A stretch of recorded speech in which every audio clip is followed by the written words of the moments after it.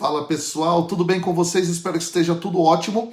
E o texto de hoje, que é lido na 28ª semana do Tempo Comum, na segunda-feira, é um texto que é bastante complicado, exatamente, porque ele traz basicamente duas imagens que são facilmente confundidas. E se você não quiser interpretar esse texto errado e levar outras pessoas ao erro, vem comigo nesse vídeo que eu vou te explicar tudinho. O texto de hoje é tirado de Lucas, capítulo 11, versículos 29 a 32. Mas aí, pessoal, antes da gente entrar dentro da explicação desse texto tão profundo, eu quero já pedir para você que você possa curtir, compartilhar, comentar e também marcar pessoas dentro deste nosso vídeo. Por quê? Porque isso ajuda e faz com que o nosso vídeo chegue a mais pessoas.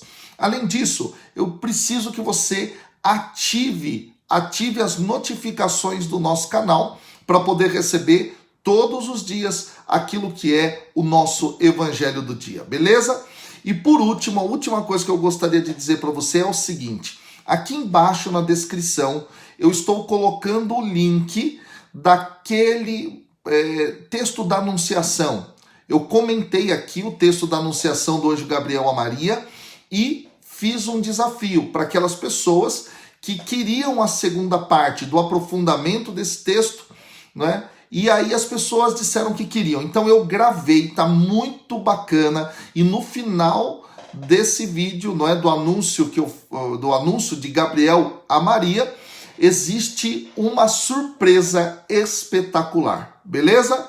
Então vamos lá. Sem mais delongas, vamos então analisar este texto tão profundo, tão maravilhoso.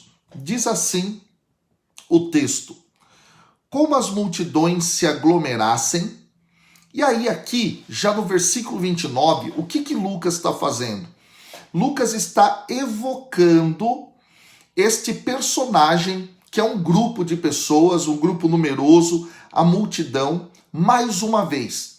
É engraçado que ao longo de todo o texto aparece essa multidão e ela vai se diferenciar daqueles que são os discípulos. Exatamente, de um lado existe a multidão, de outro existe o discípulo. Um outro detalhe a respeito da questão da multidão dentro desta narrativa lucana é que essa multidão até então é uma multidão neutra. Ela ouve, ela deixa a palavra de Deus entrar no ouvido, sair pelo outro. Essa multidão está maravilhada com os sinais, os prodígios, os milagres. Esse é o foco da multidão, ok? Então chama a atenção que a plateia, para escutar isso que Jesus vai dizer, é a multidão, beleza?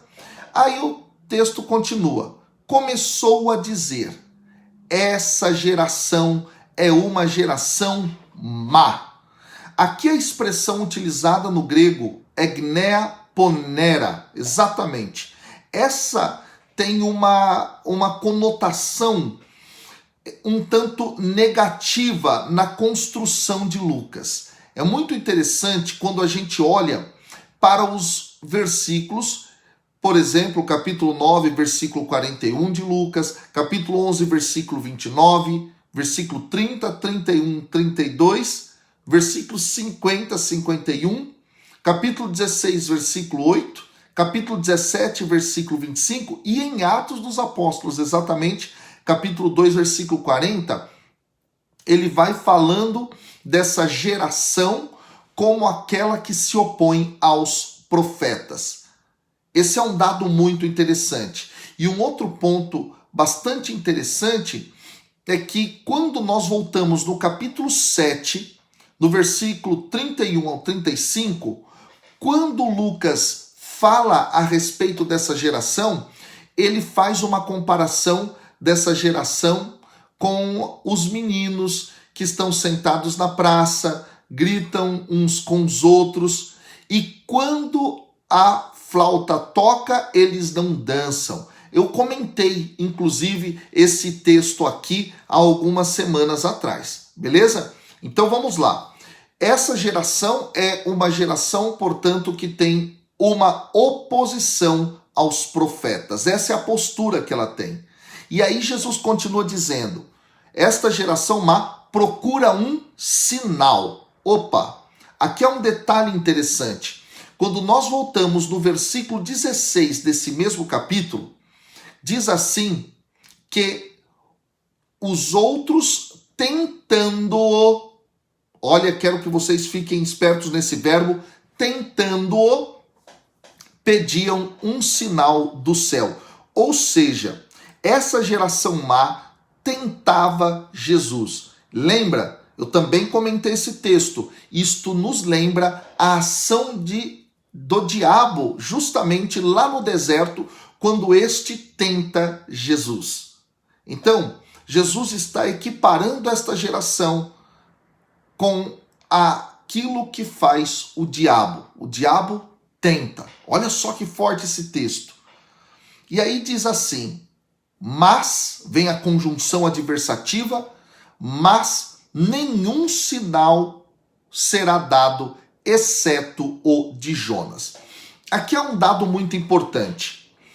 Quando nós olhamos o texto paralelo em Mateus, lá no capítulo 12, versículo 40 de Mateus, é explicado qual é esse sinal de Jonas para a tradição mateana. Vai ser justamente a morte de Jesus e a sua ressurreição no terceiro dia. É isso que está dito lá.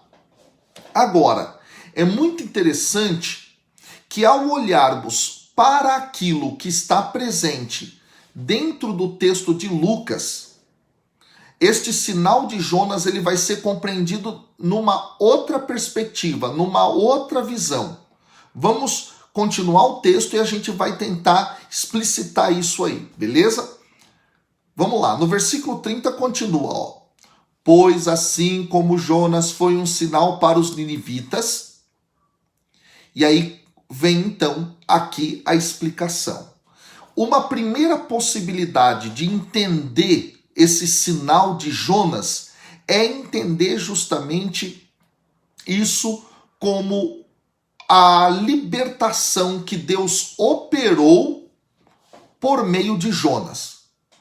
Então, o sinal de Jonas seria isso, os sinais de libertação realizados por Jesus, o Messias, o Cristo de Deus, tá? Quando a gente olha, por exemplo, num dos textos da Mishnah, Mishnah é um conjunto de leis que são as leis orais do judaísmo, é evocado aqui a ideia justamente de que também há um sinal de Jonas dentro da tradição judaica, e esse sinal tem a ver justamente com um clamor que é atendido em vista de uma libertação, tá? Então eu vou ler aqui, abre aspas, não é? O texto da Mishnah. No sexto dia ele diz, aquele que respondeu a Jonas no ventre do peixe, responderá e ouvirá o som do seu clamor neste dia. Bendito és, ó Senhor, que responde a oração em tempos de angústia. Então, o sinal de Jonas seria essa ideia da libertação. Agora, existe uma outra possibilidade, uma segunda possibilidade aqui de interpretação. Esta mais ligada a alguns textos apócrifos que circulavam possivelmente na época em que Lucas está sendo escrito, por exemplo, o texto, não é, das antiguidades judaicas de Flávio Joséfo, no qual a ideia do sinal de Jonas tem mais a ver com o fato de que Deus mandou Jonas para pregar, para profetizar, para exortar, e isso levou os ninivitas a uma conversão profunda. Então, o sinal de Jonas nessa perspectiva seria a própria pregação, seria a própria profecia. Parece, e isso é a maior parte de nós biblistas, nós cremos mais nesta possibilidade, que o sinal de Jonas em Lucas seja esse. Por quê? Porque Jesus é compreendido de modo especial em Lucas como um grande profeta. que ao profetizar, então, expressa a vontade de Deus Pai, e nesse sentido, esse seria o sinal. Tá claro? Agora a gente avança, olha que coisa, agora vem um detalhe especial demais. Continua o texto. Assim também o Filho do Homem será um sinal para esta geração. E aí agora vem o versículo 31, que é muito confuso para muita gente. A rainha do sul se levantará no julgamento, juntamente com os homens dessa geração, e os condenará. Porque veio dos confins da terra para ouvir a sabedoria de Salomão. Mas aqui está algo mais do que Salomão. O que Jesus quer dizer? Quem é essa rainha do sul? Essa rainha do sul é a rainha de Sabá. Exatamente. Quem é essa rainha de Sabá? Ela vai aparecer lá em 1 Reis, capítulo 10, versículos de 1 a 13, e no texto paralelo de 2 Crônicas, capítulo 9, versículos de 1 a 12. Esta mulher sai lá do sul de Sabá, ok? Que fica ali na região da Arábia e na região, não é, ali próxima ao Egito, e ela sai de lá e vai até a terra de Israel para ouvir o grande rei Salomão, para ouvir aquilo que ele tinha para dizer. Existe um texto apócrifo do Antigo Testamento que circulava também na época da redação do Evangelho de Lucas, chamado Testamento de Salomão, e no capítulo 19, versículo 3, diz assim, abre aspas, entre eles, Sabá, rainha do sul, que era uma bruxa, veio com muita arrogância e se curvou diante de mim. Olha só, o que o texto aqui está querendo mostrar? Que essa mulher, mesmo com arrogância, se curvou para Salomão. Uau! E aí Jesus então parece evocar essa ideia e dizer, vocês são uma geração pior que ela. Vocês são uma geração pior que ela, que é bruxa. Pior que ela, que é arrogante. Por quê? Porque eu sou maior que Salomão e falo coisas mais profundas do que Salomão. Eu prego tão poderosamente quanto pregou Jonas e converteu a cidade de Nínive. No entanto, vocês não se dobram a mim. No entanto, vocês não dão ouvidos para mim. Uau, gente, isso é muito profundo. Isso é maravilhoso da gente compreender. Quantas vezes você já escutou esse texto e nunca se atentou para isso? Então é preciso nós olharmos para o contexto do texto, o contexto literário, o contexto cultural, para poder compreender. Jesus está fazendo aqui uma fala muito forte. E termina então o versículo 32 assim. Os habitantes de Nínive se levantarão no julgamento juntamente com esta geração e a condenarão, porque se converteram pela pregação de Jonas. E aqui está algo mais do que Jonas. Agora nós precisamos compreender. Nínive era a capital do Império Assírio, um dos impérios piores em violência que existiram dentro da tradição histórica que nós temos. Inclusive é esse Império Assírio que destrói o Reino do Norte, Israel, que destrói a Samaria em 722 a.C., e passa então a levar todo tipo de impureza para aquela região. Jesus está dizendo, olha, os ninivitas se converteram. A capital da destruição se converteu, mas vocês não. Eles vão julgar vocês. Eles vão julgar cada um de vocês, membros desta geração. Aqui fica então uma pergunta para nós.